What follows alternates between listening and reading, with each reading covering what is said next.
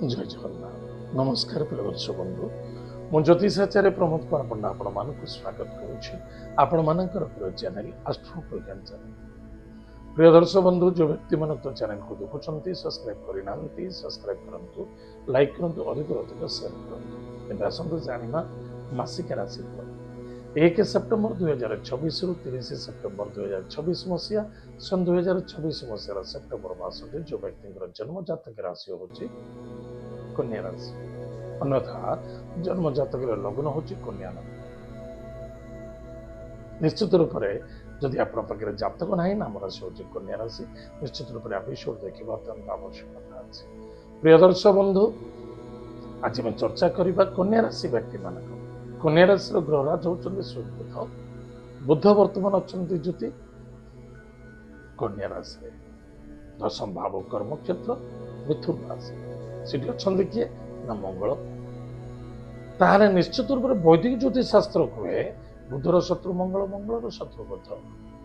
ତାହେଲେ ଏ ମାସରେ କର୍ମକ୍ଷେତ୍ର, ଯେକୌଣସି କର୍ମକ୍ଷେତ୍ର ଆପଣ ଅଛନ୍ତି, ସଦା ସର୍ବଦା କର୍ମକୁ ସୁଧାରିବା ପାଇଁ ଚେଷ୍ଟା କରନ୍ତୁ। ଜିଦି ନୁହେଁ, ଅସନ୍ତୁଷ୍ଟତା ନୁହେଁ, ବ୍ୟତିବ୍ୟସ୍ତତା ନୁହେଁ, ଅନ୍ୟ ଜଣକୁ କେବେ ଦୋଷ ଦିଅନ୍ତୁନି, ନିଜ ଦୋଷକୁ ନିଜେ ଖୋଜିବାକୁ ପ୍ରାରମ୍ଭ କରନ୍ତୁ। କଣ କହୁଛନ୍ତି, କଣ କରୁଛନ୍ତି, କଣ କରିବା ଆବଶ୍ୟକତା ଅଛି, ବାସ୍ ଏଥିରେ ହିଁ ଆପଣଙ୍କର ମଙ୍ଗଳ ଦେଖାଦେବ। ନିଶ୍ଚିତ କାହାରି ଉପରେ ନିର୍ଭର ହୋଇ କାର୍ଯ୍ୟ କରିବା ଉଚିତ ନୁହେଁ ବା ଗଲତ ଡିସିସନ ନିଅନ୍ତୁ ନାହିଁ। ଗାଡି ଘୋଡା ନିଶା ଦ୍ରବ୍ୟ ସେବନ କରି ବିଲକୁଲ ଗାଡି ଚଲାନ୍ତୁ ନାହିଁ। ଗାଡିକୁ ସାବଧାନ ଚଲାନ୍ତୁ। କାହାରି କଥାରେ ପଡି ବା ଅଧିକ ଲୋଭ ଲାଲଚ ମାୟାରେ ପଡି ଆପଣ ନିଜ ଲାଇଫଟାକୁ ନଷ୍ଟ କରିବାକୁ ଚେଷ୍ଟା କରନ୍ତୁନି, ନିଜର ମାନବିକତାକୁ ନଷ୍ଟ କରିବାକୁ ଚିନ୍ତା କରନ୍ତୁନି। ବହୁତ ଇମ୍ପୋର୍ଟାଣ୍ଟ ଅଛି। ଓଭର କନଫିଡେନ୍ସ ବା ମିଥ୍ୟାର ସାହାରା ନେବା ଉଚିତ ନୁହେଁ। ତା ଦୁଃଖ ଆଣ୍ଡ ସମସ୍ୟାକାରକ ଦେଖାବ। ପୈତୃକ ସମ୍ପତ୍ତି ଉପରେ ଧନ ନିବେଶ କରୁଛନ୍ତି ବା ପ୍ରପର୍ଟି ଉପରେ ଧନ ନିବେଶ କରୁଛନ୍ତି ବା କୌଣସି ପ୍ରପର୍ଟି କ୍ଷେତ୍ରରେ ଧନ ଆପଣ ନିବେଶ କରି ଗୃହ ନିର୍ମାଣ କରୁଛନ୍ତି, ସେଥିରେ ସଫଳତା ଦେଖାଦେବ, ଆଦରେ ନିଃସନ୍ଦେହତା ଅଛି।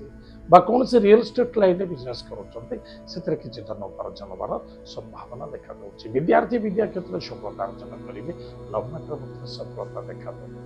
ଚରିତ୍ରବାନ ହେବା ବହୁତ ଆବଶ୍ୟକତା ଅଛି ଏବଂ ଅର୍ଥକୁ କୌଣସି କ୍ଷେତ୍ରରେ ନିବେଶ କରୁଛନ୍ତି, ଭାବିଛନ୍ତି ଟିକେ ପ୍ଲାନ ଅନୁସାରେ କାର୍ଯ୍ୟ କରିବା ମୋଷ୍ଟ ଇମ୍ପୋର୍ଟାଣ୍ଟ। ଇନକମ୍ ସୋର୍ସରେ ବେଟର ରହିବ। ଶତ୍ରୁ ଶତ୍ରୁ କେହି ନାହାନ୍ତି, ମନୋରୂପୀ ଶତ୍ରୁ। ଶତ୍ରୁ ଆପଣଙ୍କର ପ୍ରପର୍ଟି ଶତ୍ରୁ, ଶତ୍ରୁ ଆପଣଙ୍କର କର୍ମ ଶତ୍ରୁ, ଶତ୍ରୁ ଆପଣ କେହି ନାହାନ୍ତି। ଆପଣଙ୍କର ଭାବୁଥିବେ ମୋ ପିତା ମୋତେ ସପୋର୍ଟ କରୁନାହାନ୍ତି, ମୋ ବାବା ମୋତେ ସପୋର୍ଟ କରୁନାହାନ୍ତି, ବା ମୋତେ ବୟୋଜ୍ୟେଷ୍ଠ ବ୍ୟକ୍ତି ଘର ପରିବାର ମୋତେ କେହି ସପୋର୍ଟ କରୁନାହାନ୍ତି। କେହି ସପୋର୍ଟ କରିବା ଆବଶ୍ୟକତା ନାହିଁ। ନିଜ କର୍ମ ନିଜେ କରିବା ଆବଶ୍ୟକତା ଅଛି ଏବଂ କର୍ତ୍ତବ୍ୟ ମଧ୍ୟ କରିବା ଉଚିତ ଅଛି।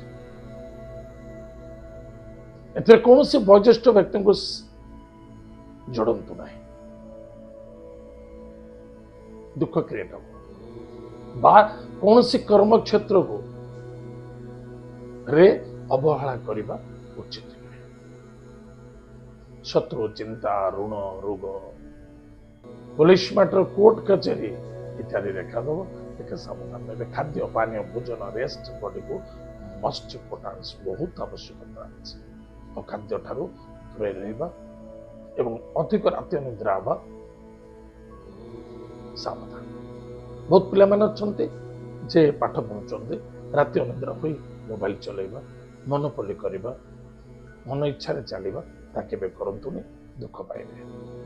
ଆଜି ବାପା ମା ବୁଝାଉଛନ୍ତି, କହୁଛନ୍ତି, କାଲି ଯେତେବେଳେ ଆପଣ ବଡ଼ ହେଇଯିବେ, ଦୁଃଖୀ ନିଜେ କଷ୍ଟ ପାଇବେ, ସେତେବେଳେ ବାପା ମା କହିବେନି, ନିଜେ କଷ୍ଟଟାକୁ ନିଜେ ଅନୁଭୂତି କରିବେ। ପତି ପତ୍ନୀ ଦାମ୍ପତ୍ୟ ଜୀବନରେ ଆନନ୍ଦ ସୁଖ ମଧୁମେହ କରିବା ପାଇଁ ଚେଷ୍ଟା କରନ୍ତୁ। ସନ୍ଦେହତା ନୁହେଁ, ବ୍ୟସ୍ତତା ନୁହେଁ, ଆଶାବାଦୀ ନୁହେଁ, ଲୋଭାଯୁକ୍ତ ନୁହେଁ।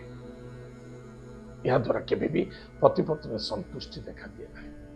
ଚରିତ୍ରବାନ ହେବା ବହୁତ ଆବଶ୍ୟକତା ଅଛି। ଜବରେ ଅଛନ୍ତି, ମାନେ ଏଇ ଯୋଉ ସମୟଟା ଚାଲିଛି, ମୁଁ ସ୍ପେସିଫିକ ଏଇ ସମୟ ଅନୁସାରେ କହିବି, ଆପଣ ଜବରେ ଅଛନ୍ତି, ଚରିତ୍ରବାନ ହୁଅନ୍ତୁ। ଜବଟା ବଡ ନୁହେଁ, ପଇସାଟା ବଡ ନୁହେଁ, ବଡ଼ ହେଉଛି ଚରିତ୍ର। ସାବଧାନ ରହିବେ।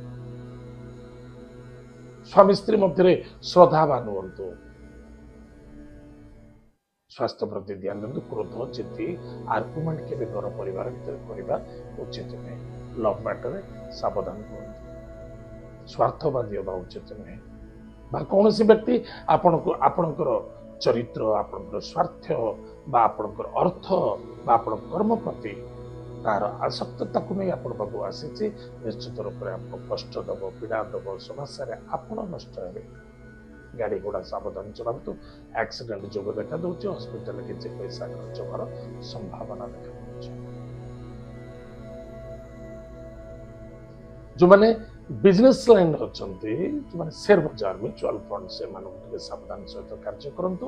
ଏତଦ୍ ବ୍ୟତୀତ ଯେଉଁମାନେ ରିସର୍ଚ୍ଚ ଲାଇନ୍ରେ ଇନଭେଷ୍ଟମେଣ୍ଟ କରୁଛନ୍ତି, ସେମାନଙ୍କ ପାଇଁ ବହୁତ ବଢ଼ିଆ ଅଛି। କୌଣସି ଟେକ୍ନିକାଲ ରିସର୍ଚ୍ଚ ଲାଇନ୍ରେ ଅଛନ୍ତି, ବହୁତ ବଢ଼ିଆ, ବହୁତ ଫାଇଦା ପାଇବେ। ଇଲେକ୍ଟ୍ରୋନିକ୍ସ, ଇଲେକ୍ଟ୍ରିକାଲ୍ସ ବିଲକୁଲ ଆପଣଙ୍କ ପାଇଁ ଲାଭବାନ ହେବେ। ଯେଉଁମାନେ ଫାଇନାନ୍ସ ଲାଇନ୍ରେ ଅଛନ୍ତି ବା ଫାଇନାନ୍ସ କାର୍ଯ୍ୟ କରୁଛନ୍ତି, ସେମାନଙ୍କ ପାଇଁ ମାସଟା ମଧ୍ୟ ଉନ୍ନତି, ସଫଳତା, ଆନନ୍ଦମୟ ଦେଖାଦେବ। ଲାଭରେ ରହିବେ। ସ୍ୱାସ୍ଥ୍ୟ ପ୍ରତି ଧ୍ୟାନ ଦେବେ। ମୋର ଆଉ କିଛି କହିବାର ନାହିଁ। ଆପଣ ସ୍ୱାସ୍ଥ୍ୟ ପ୍ରତି ଫୋକସ୍ କରନ୍ତୁ। ସ୍ୱାସ୍ଥ୍ୟ ହିଁ ଆବଶ୍ୟକ। ଧନର ଆଦାନ ପ୍ରଦାନ କରୁଛନ୍ତି, ଅଧିକ ଲାଲଚ ଲୋଭ କି ଦେଖିବ? ଯେ ଟଙ୍କାଟେ ଦିଅନ୍ତୁ 10 ଟଙ୍କା ହେଇଯିବ, ଆଳୁ ପୁରାନ୍ତୁ ସୁନା ବାହାରି ପଡ଼ିବ, ସେସବୁ ଚକ୍କର ରହିବେନି। ତାହା ଦୁଃଖ ଆଣି ସମସ୍ୟା ଦେଖାଦେବ।